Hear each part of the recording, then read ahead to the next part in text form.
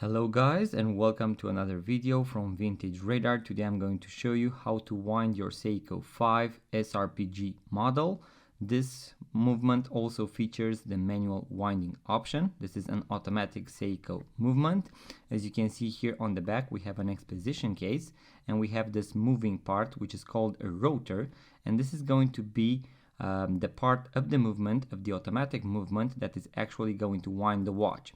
So as you wear the watch, this part is going to move and it is going to actually wind the watch. So this is going to be the automatic way in which you can actually wind the watch by wearing it, or you can take it and you can shake it for around 30 to 60 seconds in order to get it going, and it's going to run for a few hours and then you can put it on the wrist. Now the second way is to actually wind the watch manually, and you do that by rotating the watch crown in a clockwise direction in this 0 position.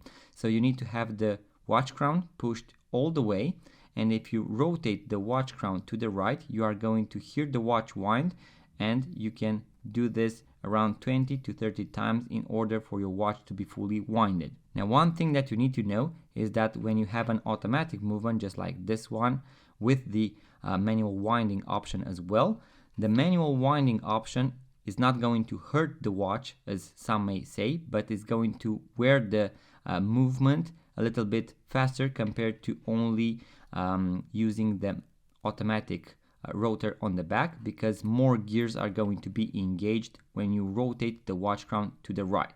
So guys, this is how you wind your Seiko 5 SRPG Automatic Watch. This tutorial is going to work for other watch brands out there. So if you enjoy this type of videos guys about watches, vintage watches, watch tutorials, make sure to subscribe to this YouTube channel. Let me know in the comment section below what you would like to see next on the YouTube channel, and I'm going to see you on the next one.